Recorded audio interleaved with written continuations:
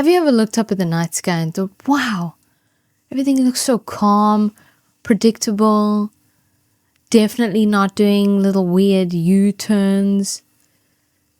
Well, Mars didn't get that memo. Because every now and then, Mars just changes its mind, slows down, stops, starts moving backwards across the sky. Not metaphorically or emotionally, astronomically backwards.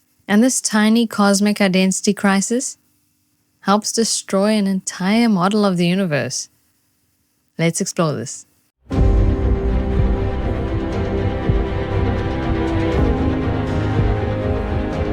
Hello there, welcome back to Star Stuff, where we join together to sing songs of space and science to battle against the nonsense of misinformation on the internet.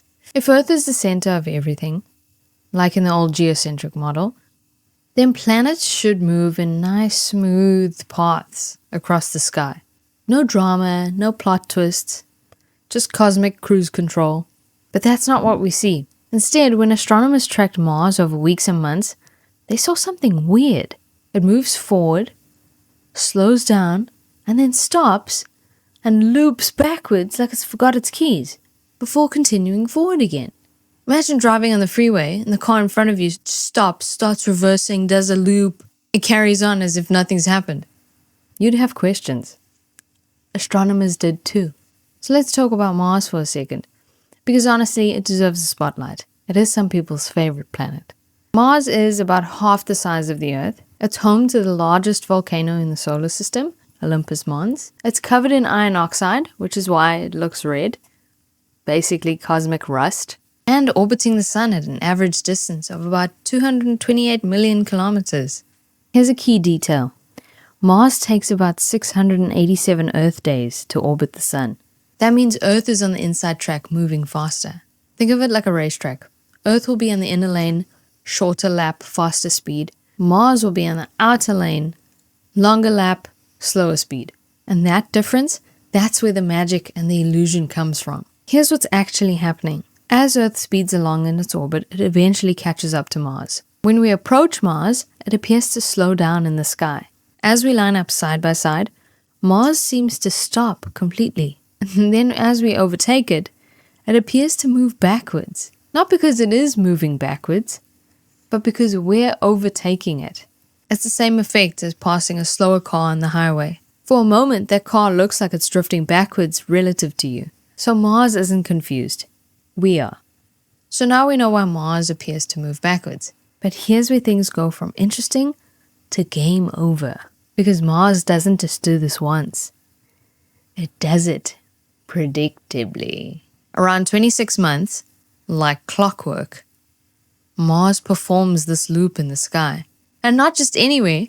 It happens in very specific parts of the sky with very specific background stars. That means we can predict when it'll happen, predict where it'll happen, and even predict how big the loop will be. And we've been doing that for centuries. Now let's add another layer.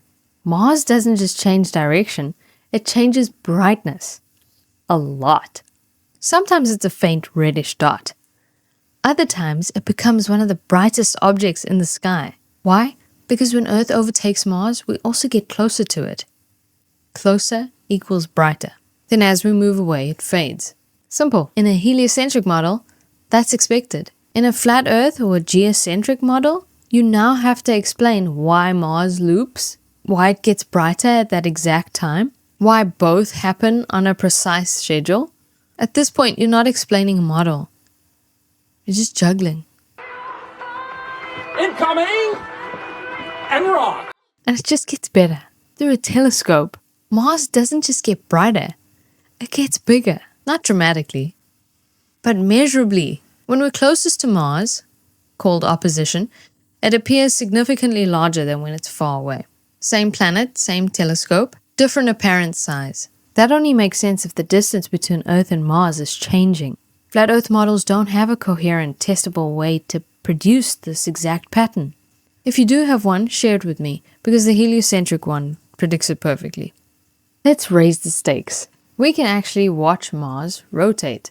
Its day is about 24.6 hours, which is very similar to Earth. Through telescopes, astronomers have tracked surface features moving across the planet over time. So now, Mars is moving in loops, changing its brightness, changing its size, rotating on its axis, and all these observations agree with one model. That's not coincidence. That's consistency. Mars also has polar ice caps, and they grow and shrink with the Martian seasons. Yes, Mars has seasons, just like Earth. Why? Because it has an axial tilt, which only makes sense in a system where planets orbit the sun and experience changing sunlight angles. Trying to explain seasonal ice caps on a wandering dot in a flat sky model gets complicated fast. But if you can explain it, share the details with me. Then there's the modern era. We didn't just observe Mars.